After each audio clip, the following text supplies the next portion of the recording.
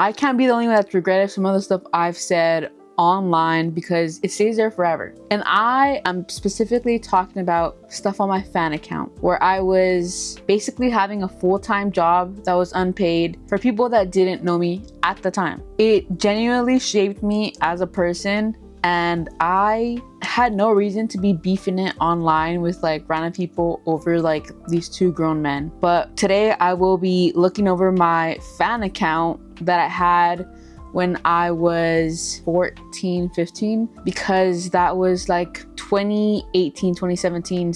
There's a lot that was said. I started that fan account just because I enjoyed watching the people I watched on YouTube and want to support them more. Those YouTubers are fazerug and Brawadis. It honestly just started for like fun, but I took it too seriously because there was, you know, drama. I felt pressure to be posting every day, like I said, like a full-time job. I was spending hours online making these edits that weren't even good and defending people online. I have my phone with me, so we're gonna jump straight in and start watching some edits that I made. You just don't do that. Look at me. I'm so smiling.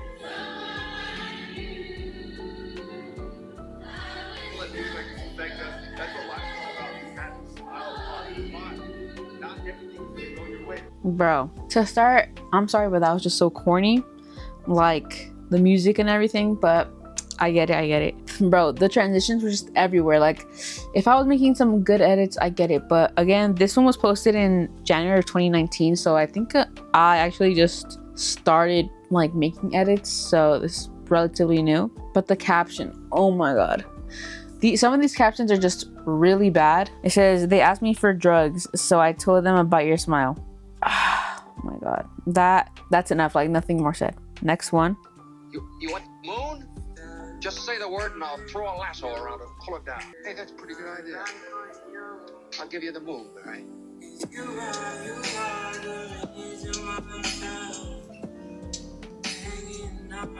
Okay, that one wasn't that bad. The audio, really depressing. I will say I made a lot of depressing edits. They call them like vent edits, so I made a lot of those. The caption, what was said in the edit? If death was coming for you, I'd give my life for you. Bro, but the fucking DT was just dedicated to Ride or Die Rugrats and of course my Habibi. I made a video talking about like stuff I've just posted on the internet that's just like hella embarrassing. And one of the main things was like me saying like happy National Boyfriend's Day to my Habibi. I could not stop saying that word. Next one.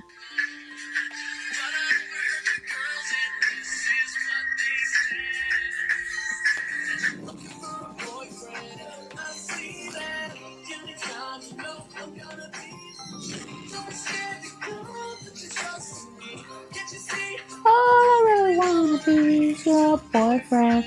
Can't fight that. Okay, that one's pretty good. Like that's probably my favorite edit I ever made. It was literally 6 months after the horrible one that I first posted. But yeah, that one not too bad. Let's get into some more. Oh God.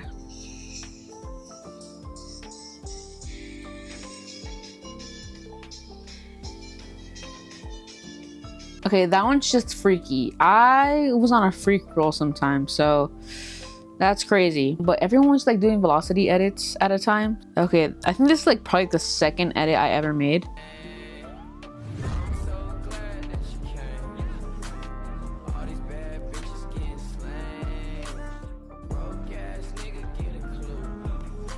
Okay, definitely not the second edit I ever made, but again, freaky. Oh my God. Okay.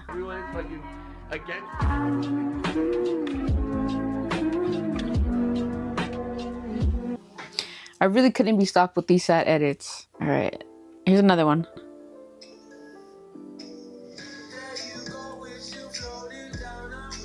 I was about to say this one's not too bad, but then I was just looking and I saw the caption. Bro, it says somewhere out there's happiness waiting for us. That was like a hopeful core.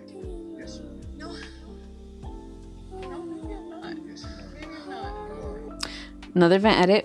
Here's another freaky one to up the mood.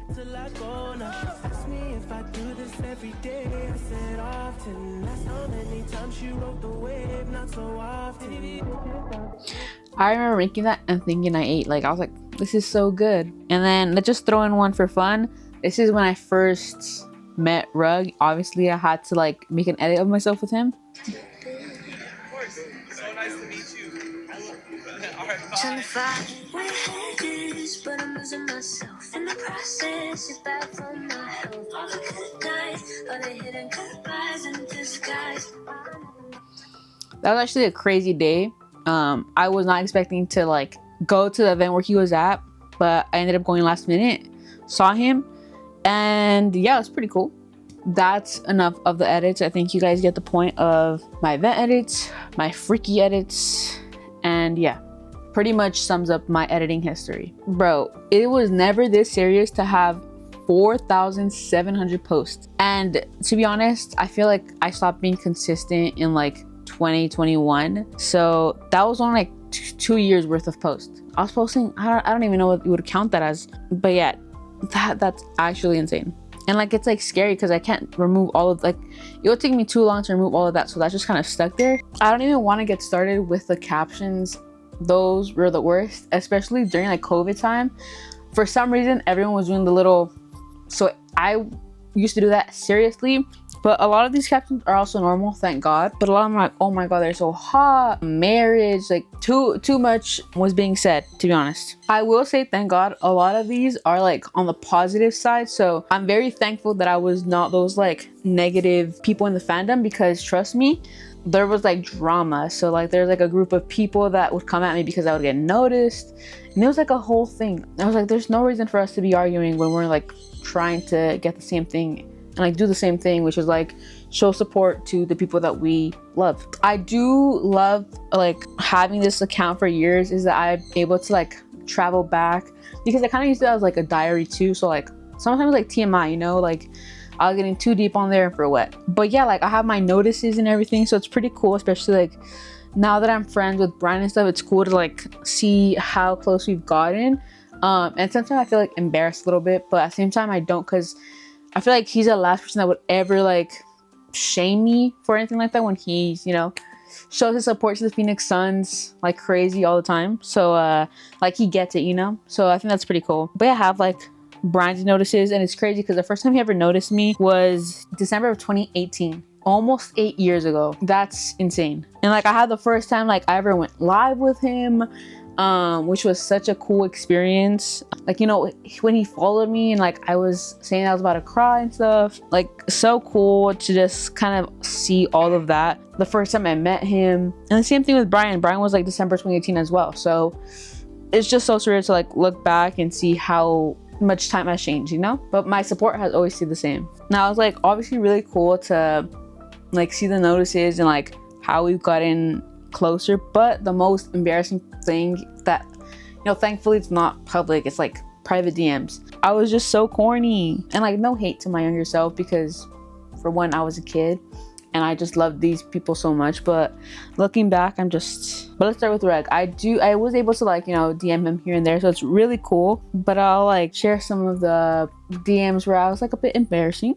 I unfortunately would spam him all the time. There's not too much, because I would unsend a lot of stuff, so also kind of annoying. But you know, like there's like the sweet DMs that he sent to me, like you're the best, love this, which was like him saying to like go do something nice, and like I forgot what I did, but yeah, it was like, it's just really cool for your like favorite person at the time to just recognize you and, you know, show the support back. Now with Brandon, I'm not even gonna try to look for my DMs. But the one that's like always like the funniest one to me is when he just randomly like messaged me on my birthday. I just wanted a message, right? And like he went out above his way and like followed me. And I think a month later, that's when we went on FaceTime, or not FaceTime, but like Instagram Live. So really cool.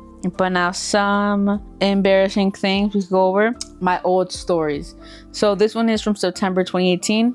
The only mans I'll ever need, adding Greg. Mind you, I was probably like 14, 15. That's crazy. Okay.